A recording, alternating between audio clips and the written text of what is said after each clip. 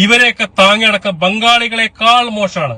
കാരണം എന്താ പറയുക, ഒരു വീഡിയോന്റെ കണ്ടന്റ് എന്താണെന്നോ അതിനകത്ത് പറയുന്നത് എന്താണെന്ന് പോലും മനസ്സിലാക്കാതെ അതിന്റെ മുന്നിലെ ഫോട്ടോ കാണുമ്പോഴേക്കും ഫിറോസ് കുന്നംപറമ്പിലെ കള്ളത്തരങ്ങൾ ഇതാ ഈ ചാരിറ്റി കള്ളന്മാരെ വിടരുത് എന്ന് പറഞ്ഞ ക്യാപ്ഷനോട് കൂടിയിട്ട് ഒരു സാധനം അയച്ച് വാട്സപ്പിലൂടെ പ്രചരിപ്പിക്കുക. നിങ്ങളെ കൊണ്ടോ ഉപകാരമില്ല ഇത് ചെയ്യുന്ന. നമസ്കാരം എല്ലാ മാന്യ പ്രേക്ഷകർക്കും നമ്മളുടെ പ്രോഗ്രാമായ കണ്ടതും കേട്ടതും പരിപാടിയിലേക്ക് ഹാർദവമായ സ്വാഗതം.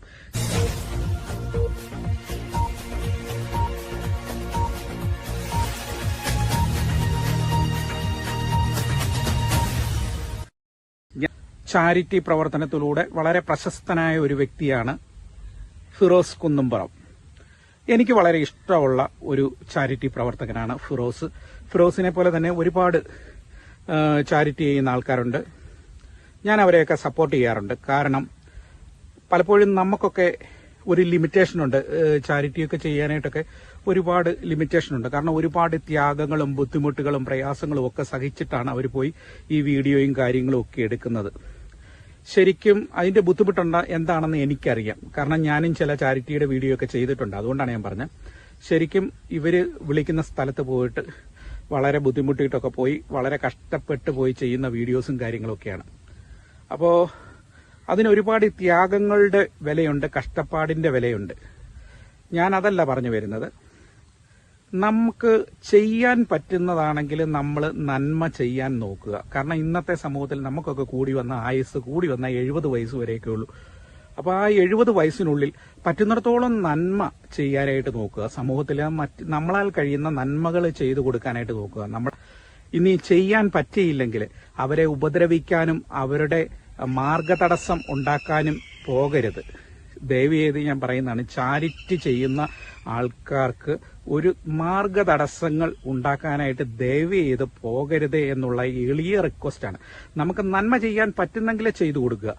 ഉപകാരം ചെയ്യാൻ പറ്റിയില്ലെങ്കിലും നമ്മൾ മറ്റുള്ളവരെ ഉപദ്രവിക്കാൻ പോകരുത്. ആ ഒരു എളിയ റിക്വസ്റ്റാണ് എനിക്ക് പറയാനുള്ളത്. കാരണം ഫിറോസ് കുന്നംപറമ്പൻ എന്ന് പറയുന്ന വ്യക്തി ഇന്നും ഇന്നലെയും തുടങ്ങിയതല്ല ചാരിറ്റി പ്രവർത്തനം. വർഷങ്ങളായിട്ട് അദ്ദേഹം ചെയ്യുന്നതാണ്. അദ്ദേഹത്തിന് ഒരുപാട് ആൾക്കാരുടെ പിന്തുണയും സഹായവും സപ്പോർട്ടും ഒക്കെ ഉള്ളതുകൊണ്ടാണ് അദ്ദേഹം ഈ ചാരിറ്റി പ്രവർത്തനങ്ങൾക്ക് പിടിച്ചു നിൽക്കുന്നത്. അദ്ദേഹം ഇപ്പോൾ ഒരുപാട് പേർക്ക്, എന്റെ അറിവിൽ ഒരുപാട് പേർക്ക് അദ്ദേഹം ചാരിറ്റി ചെയ്തു കൊടുത്തിട്ടുണ്ട്. അദ്ദേഹം ചെയ്യുന്നത് എന്നാന്ന് വെച്ചാൽ ഏതെങ്കിലും ചാരിറ്റി ചെയ്യുമ്പോൾ ഏതെങ്കിലും പഞ്ചായത്ത് മെമ്പറേയും ഒക്കെ കൂട്ടി, അല്ലെങ്കിൽ ആ സമൂഹത്തിലെ ഒരു ഗ്രൂപ്പ് ഉണ്ടാക്കിയിട്ട്, അല്ലെങ്കിൽ പള്ളിയാണെങ്കിൽ പള്ളി വഴി പള്ളി കമ്മിറ്റിയൊക്കെ കൂടി, അങ്ങനെ പള്ളി കമ്മിറ്റി അംഗങ്ങളെ എല്ലാം കൂട്ടിച്ചേർത്തുകൊണ്ട് ഒരു അക്കൗണ്ട് ഉണ്ടാക്കി ആ അക്കൗണ്ടിലേക്കാണ് പൈസ ഇടുന്നത്. അദ്ദേഹം വീഡിയോയിലൂടെയൊക്കെ അത് സുതാര്യമായിട്ട് തന്നെ പറയുന്നുണ്ട്. അപ്പോൾ അങ്ങനെയാണ് അദ്ദേഹം ചാരിറ്റിയുടെ വീഡിയോ എടുത്ത് ഇടുന്നത്. അപ്പോൾ അങ്ങനെ ഇടുമ്പോൾ ഈ അടുത്ത ദിവസങ്ങളിലൊക്കെ ഏതാനും ചില ആൾക്കാര് അദ്ദേഹത്തെ ക്രൂരമായി വേദനിപ്പിക്കുന്ന ഒരു സംഭവം ഉണ്ടായി. അദ്ദേഹത്തിന്റെ വീഡിയോ ഫിറോസ് കുന്നംപറമ്പിന്റെ ഒരു വീഡിയോ കഴിഞ്ഞ ദിവസം ഞാൻ കാണാനിടയായി. എനിക്ക് വലിയ സങ്കടമായി. കാരണം എന്നാന്ന് ചോദിച്ചാൽ നമുക്കൊന്നും അത്രയും ചെയ്യാൻ പറ്റുന്നില്ലല്ലോ. ചെയ്യുന്നവരെങ്കിലും ചെയ്യട്ടെ. നന്മ ചെയ്യുന്നവരെ നമ്മൾ തടസ്സം ഉണ്ടാക്കാൻ നിൽക്കരുത്. അവരോ ചെയ്യാനായിട്ട് അവരെങ്കിലും ഇറങ്ങുന്നില്ല. അവർ വഴി എത്ര കുടുംബങ്ങൾ, എത്ര ചികിത്സാ സഹായങ്ങൾ, എത്ര പേർക്ക് വീടുകൾ, മറ്റ് സാമ്പത്തിക സഹായങ്ങളൊക്കെ ചെയ്തു കൊടുക്കുന്നുണ്ട്. അപ്പോൾ അത് ചെയ്യുന്നവർ ചെയ്യട്ടെ. ഈ പലപ്പോഴും സംഭവിക്കുന്നത് എന്നാന്ന് ചോദിച്ചാൽ ഒന്നും ചെയ്യാതെ കയ്യും കെട്ടി നോക്കി നിൽക്കുന്ന ആൾക്കാരാണ് ഈ വിമർശിക്കാൻ വരുന്നത്. അവരൊരു ചെറുവിരൽ പോലും അനക്കത്തില്ല. അവരാണ് ഈ കൂടുതൽ വിമർശനത്തിനും കാര്യത്തിനും ഒക്കെ വരുന്നത്. അപ്പോൾ അവരോടാണ് എനിക്ക് പറയാനുള്ളത്, ദയവ് ചെയ്ത് ഇതുപോലെ ചെയ്യുന്ന ആൾക്കാരുടെ മനോവീര്യം കെടുത്തരുത്. അവർക്ക് എല്ലാവരും മനുഷ്യരല്ലേ, അവർക്കൊക്കെ ഒരു മനസ്സില്ലേ. ആ മനോവീര്യം കെട്ട് കഴിഞ്ഞാൽ പിന്നെ ഒന്നും ചെയ്യാൻ പറ്റത്തില്ല. അപ്പോൾ ചെയ്യുന്നവരെങ്കിലും ചെയ്യട്ടെ. അപ്പോൾ അവർക്ക് പ്രോത്സാഹനം കൊടുക്കാൻ പറ്റുമെങ്കിൽ കൊടുക്കുക, ഇല്ലെങ്കിൽ മിണ്ടാതിരിക്കാന്നേ എനിക്ക് പറയാനുള്ളൂ. വെറുതെ ഒരു വ്യക്തിയുടെ മേലെ ആരോപണങ്ങൾ ഉന്നയിക്കാം. ആരോപണങ്ങൾ ഉന്നയിക്കുന്നത് കൊണ്ട് സംഭവിക്കുന്നത് എന്നാണെന്നറിയാവോ? യഥാർത്ഥത്തിൽ അർഹതപ്പെട്ട ആൾക്കാർക്ക് ചികിത്സാ സഹായം കിട്ടാതെ പോകും. നിങ്ങളോട് പറയാം. ഇനി നിങ്ങൾ ഫിറോസ് കുന്നംപറമ്പിനെയും ഇതുപോലെയുള്ള ചാരിറ്റി പ്രവർത്തകരൊക്കെ ചെയ്യുന്നത് തെറ്റാണെന്ന് നിങ്ങൾക്ക് ബോധ്യമായി കഴിഞ്ഞാൽ നിങ്ങൾ തെളിവ് കൊണ്ടുപോവുക. തെളിവോടുകൂടി നിങ്ങൾ കൊണ്ടുവന്നിട്ട് അത് നിങ്ങൾ ജനസമൂഹത്തിൽ എത്തിക്കുക. അപ്പോൾ ഞാനും ഒക്കെ എന്നെ പോലെയുള്ളവരും ഒക്കെ വിമർശിക്കാം. അല്ലാതെ ചുമ്മാതെ എന്തും പറഞ്ഞുകൊണ്ട് ഒരു ഊഹ പടലം വിട്ടുകൊണ്ട് ചുമ്മാ ഒരു സംശയത്തിന്റെ നിഴലിലേക്ക് ഒരാളെ അങ്ങനെ വെച്ചുകൊണ്ട് അങ്ങനെ പറയുമ്പോൾ വരുന്ന കുഴപ്പം എന്നാന്ന് ചോദിച്ചാൽ ഈ ഹാർട്ട് സംബന്ധമായ ഓപ്പറേഷൻ ചെയ്യേണ്ട വ്യക്തികൾ, വാൽവ് സംബന്ധമായ ഓപ്പറേഷൻ ചെയ്യേണ്ട വ്യക്തികൾ, ഇങ്ങനെയുള്ള കിഡ്നി സംബന്ധമായ ഓപ്പറേഷൻ, അങ്ങനെയൊക്കെയുള്ള കിഡ്നി മാറ്റിവെക്കൽ, അങ്ങനെ അവയവദാനങ്ങൾ മാറ്റിവെക്കൽ, ഇങ്ങനെയുള്ള ആൾക്കാരുടെയൊക്കെ ഈ ഓപ്പറേഷനും കാര്യങ്ങളും ഒക്കെ മുടങ്ങിപ്പോകും. പൈസ ഉണ്ടെങ്കിലല്ലേ ഇതൊക്കെ ചെയ്യാൻ പറ്റുള്ളൂ. ആളുകൾ പൈസ ഇടാൻ മടിക്കും. അതുകൊണ്ടാണ് പറയുന്നത്, ദയവ് ചെയ്ത് ഇങ്ങനെയുള്ള വീഡിയോയൊക്കെ നിങ്ങൾ തെളിവ് കൊണ്ടുവന്നിട്ട് നിങ്ങൾ സത്യസന്ധമായ ആ തെളിവ് സമൂഹത്തിൽ ഉന്നയിച്ചിട്ട് അത് തെളിവ് സത്യസന്ധമായി കാണിക്കുവാണെങ്കിൽ അത് ഓക്കെ. അല്ലാതെ വെറുതെ ഈ ഊഹാപോഹങ്ങളുടെ അടിസ്ഥാനത്തിൽ ചുമ്മാ നിങ്ങൾ ഇങ്ങനെ പറയരുത്. പറയുമ്പോൾ അർഹതപ്പെട്ട ആളുകളിലേക്ക് ചികിത്സാ സഹായം എത്തത്തില്ല. അതുകൊണ്ടാണ് പറയുന്നത്, ദയവ് ചെയ്ത് അങ്ങനെ വഴിമുടക്കരുത്. മറ്റുള്ളവരുടെ ജീവിതത്തിലേക്ക് നിങ്ങൾ ഒരു മാർഗതടസ്സം ഉണ്ടാക്കരുത്. അപ്പൊ അതുകൊണ്ടാണ് പറയുന്നത്. അദ്ദേഹം അത്ര ആധികാരികമായിട്ട് പറയുന്നത് എന്തുകൊണ്ടാണ്? അദ്ദേഹം തെറ്റ് ചെയ്തിട്ടില്ല, അതുകൊണ്ടാണ് അദ്ദേഹം പറയുന്നത്.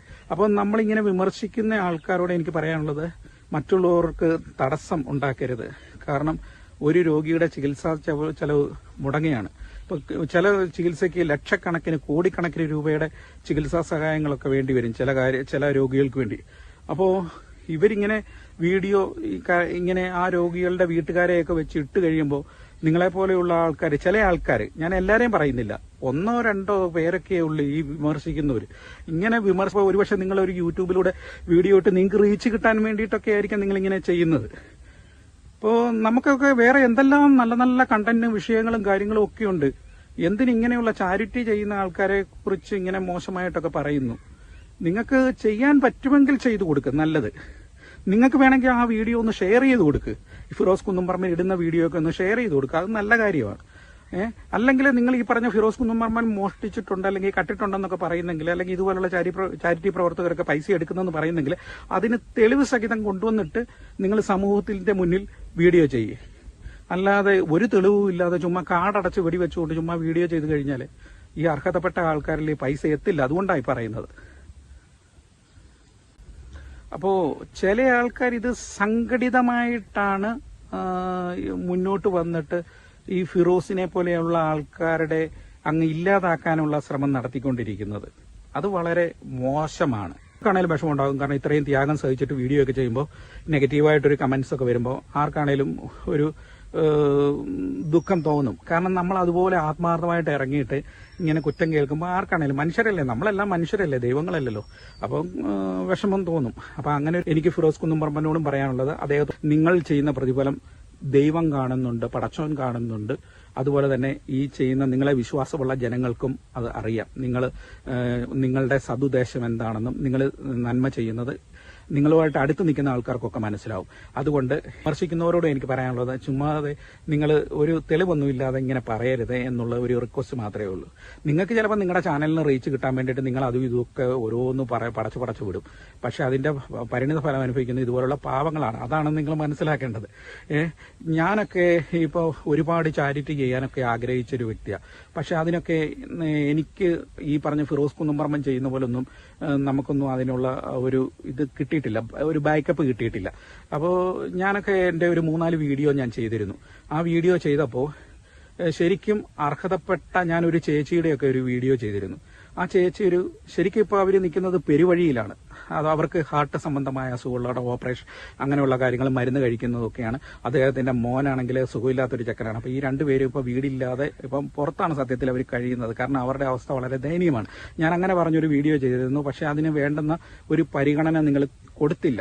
അതുപോലെ തന്നെ ഞാൻ ചില ആൾക്കാർക്ക് ബ്ലഡ്, ഇപ്പം ക്യാൻസർ പേഷ്യന്റിനൊക്കെ വേണ്ടിയിട്ട് ബ്ലഡും കാര്യങ്ങളും ഒക്കെ, അതുപോലെ മറ്റു പല ആൾക്കാർക്ക് വേണ്ടിയുള്ള ചികിത്സാ സഹായങ്ങൾക്കൊക്കെ, അതിൽ ചിലർ അതുകൊണ്ട് സംതൃപ്തി അടഞ്ഞു. പക്ഷെ ചില ആൾക്കാർക്ക് അതിനുള്ള ഗുണം കിട്ടിയില്ല. അപ്പൊ അതുകൊണ്ടാണ് ഞാൻ ഈ പറയുന്നത്, ചാരിറ്റി ചെയ്യുമ്പോൾ ദയവ് ചെയ്ത് നിങ്ങൾ ആ നല്ല വശം എടുക്കുക. എന്നിട്ട് ചെയ്യാൻ പറ്റുന്ന ഉപകാരമാണെങ്കിൽ നിങ്ങൾ ചെയ്തു കൊടുക്കുക. ഞാൻ എൻ്റെ ഒരു കാര്യം പറയുന്നത്, ഈ ഫിറോസ് കുന്നുംപറമ്പനെയൊക്കെ എനിക്ക് അതുകൊണ്ടാണ് ഇഷ്ടവും സ്നേഹവും ബഹുമാനവും ഒക്കെ. അദ്ദേഹമൊക്കെ ഒരു വീഡിയോ ചെയ്യുമ്പോൾ 1000-കണക്കിന് 10000-കണക്കിന് ലക്ഷക്കണക്കിന് അതുപോലെ മില്യൺ കണക്കിന് ആൾക്കാർ കണ്ടിട്ട് സപ്പോർട്ട് ചെയ്യുന്നത് അദ്ദേഹത്തിനോടുള്ള വിശ്വാസം കൊണ്ടാണ്. ഇപ്പം പക്ഷെ നന്മ ചെയ്യാൻ പോയി കഴിഞ്ഞാൽ ഒരുപാട് തിക്താനുഭവങ്ങൾ കൈയിട്ട് വരുന്നു, അല്ലെങ്കിൽ അങ്ങനെ ഇങ്ങനെ എന്നൊക്കെ പറയും. പക്ഷെ അത് നമ്മൾ നോക്കണ്ട. എല്ലാം നമ്മുടെ മനസാക്ഷിക്കും പടച്ചോനെയും വിചാരിച്ച് നിങ്ങൾ ചെയ്യുമോ. ഫിറോസിന്റെ കൂടെ ഞങ്ങളും എല്ലാവരും ഉണ്ടാവും. ഈ പറയുന്ന നിങ്ങളെ സ്നേഹിക്കുന്ന ഒരു പിടി നല്ല ആൾക്കാരൊക്കെ ഉണ്ട്, സപ്പോർട്ട് തരും. ഒരാൾ മനസ്സ് നിറഞ്ഞ് എൻ്റെ ദൈവമേ ആ പുള്ളി അനുഗ്രഹിക്കണമേ എന്ന് പറയുമ്പോൾ ആ കിട്ടുന്ന നന്മയോളം വേറെ എന്താണുള്ളത്? അതാണ് ഞാനും ഉദ്ദേശിക്കുന്നത്. കാരണം നമ്മളൊക്കെ ചില വീഡിയോ ഒക്കെ ചെയ്യുന്നത് പ്രാർത്ഥിച്ച് നല്ല ഒരുങ്ങി നമ്മൾ അവർക്ക് എന്തെങ്കിലും 10 രൂപ കിട്ടട്ടെ എന്നുള്ള കാഴ്ചപ്പാടിലാണ്. കാരണം ഞാൻ ശരിക്കും അർഹതപ്പെട്ടവർക്ക് വേണ്ടിയിട്ടുള്ള വീഡിയോയെ ചെയ്തിട്ടുള്ളൂ. പക്ഷേ നിർഭാഗ്യവശാൽ ഇന്ന് സമൂഹത്തിൽ നമ്മൾ കണ്ടുവരുന്നത് എന്താണ്? അടിപിടി, കൊലപാതകം, അല്ലെങ്കിൽ ബലാത്സംഗ കേസ്, ഇങ്ങനെയുള്ള വീഡിയോയ്ക്കൊക്കെയാണ് കൂടുതൽ റീച്ചും കാര്യങ്ങളും ഒക്കെ കിട്ടുന്നത്. അല്ലെങ്കിൽ നെഗറ്റീവായിട്ടുള്ള വീഡിയോസ്. നമ്മൾ എത്ര നല്ല വീഡിയോ ഇട്ടാലും ചിലപ്പോൾ അതിന് റീച്ച് കിട്ടത്തില്ല. സത്യമല്ലേ? ചിലപ്പോൾ ഞാനൊക്കെ അതിശയിച്ചിട്ടുണ്ട്. നമ്മളൊക്കെ ഒരുപാട് നല്ല വീഡിയോ ഒക്കെ ഇട്ട് കൊടുക്കുമ്പോൾ അതൊന്നും കാണാൻ ചിലപ്പോൾ ഒരുപക്ഷെ ആൾക്കാർ ഇല്ല. ചില കാര്യങ്ങൾ ആൾക്കാരില്ല. പക്ഷേ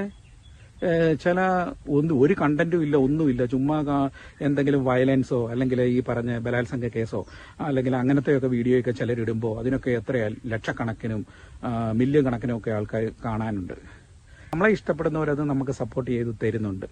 എന്റെ ചില വീഡിയോയൊക്കെ കണ്ടിട്ടുണ്ട്. ലക്ഷക്കണക്കിന് ആൾക്കാർ കണ്ടവരുണ്ട്. അതായത് 2 ലക്ഷം സന്ധ്യ ചേച്ചിയുടെയൊക്കെ വീഡിയോ 2 ലക്ഷം കണ്ടവരുണ്ട്.